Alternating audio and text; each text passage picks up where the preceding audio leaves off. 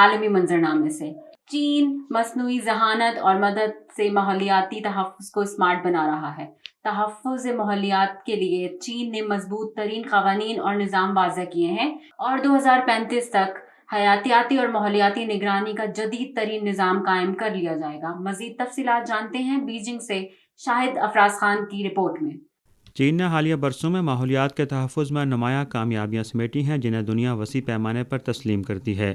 چین کے نزدیک ماحولیات کے تحفظ سے ہی ہم اپنے کرۂ ارض کے مشترکہ گھر کو برقرار رکھ سکتے ہیں اور انسانیت اور فطرت کے درمیان ہم آہنگی پر مبنی سبز ترقی کے لیے شی جن پنگ نے سبز پہاڑ اور شفاف پانی انمول اثاثے ہیں کا تصور پیش کیا۔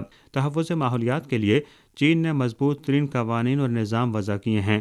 توانائی اور صنعتوں کے ڈھانچے کی اپ گریڈیشن کو فروغ دیتے ہوئے جدید کم کاربن ٹیکنالوجیز کی تحقیق اور اطلاق کو تیز کیا اور 2030 تک کاربن پیک اور 2060 تک کاربن نیوٹرل کے اہداف کا تعین کیا۔ تحفظ ماحول کی کوششوں کی بدولت چین کا مصنوعی جنگلات کا رقبہ دنیا میں پہلے نمبر پر ہے اور پچھلے 20 سالوں میں دنیا میں نئے سبز علاقے کا تقریباً 1/4 چین سے آیا ہے۔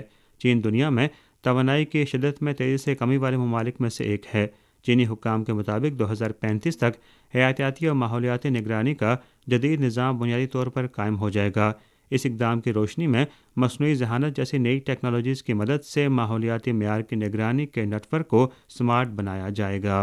حالیہ چند سالوں میں چین کی جانب سے تحفظ ماحول کی کوششوں کو عمدگی سے آگے بڑھایا گیا ہے، جس کے نمایاں ثمرات برآمد ہوئے ہیں اور آج بیجنگ سمیت دیگر بڑے شہروں میں نیلے آسمان کے حامل دنوں کی تعداد میں بھی نمایاں اضافہ ہوا ہے۔ Shahid Afraz Khan, A1 TV, Beijing. Gaza کی وزارت صحت کے مطابق اسرائیل کے جنگی طیاروں نے جنوبی غزہ میں خان یونس کے شہر کے مشرقی علاقے میں ابان الکبیرہ کے قصبے العودہ اسکول کے قریب قائم پناہ گزین کیمپ کو نشانہ بنایا، جہاں جاں بحق افراد کی تعداد خواتین اور بچوں کی ہے، جبکہ حملے میں 53 سے زائد افراد زخمی ہوئے۔ فلسطین کی وزارت صحت کے مطابق زخمیوں میں متعدد افراد کی حالت تشویشناک ہے، جس کے باعث جاں بحق افراد کی تعداد میں اضافہ ہو سکتا ہے۔ غزہ جنگ کے بعد مسئلہ فلسطین کا حل ناگزیر بنا دیا گیا۔ سعودی وزیر خارجہ شہزادہ فیصل بن فرحان کا کہنا ہے کہ غزہ جنگ کے تنازع فلسطین کے پرامن اور منصفانہ حل کو ناگزیر بنا دیا گیا ہے۔ عرب میڈیا رپورٹس کے مطابق انہوں نے مسئلہ فلسطین کے حوالے سے مملکت کے اصولی موقف کا ارادہ کرتے ہوئے کہا کہ خود مختار فلسطینی ریاست کا قیام ہماری اولین ترجیحات میں شامل ہے۔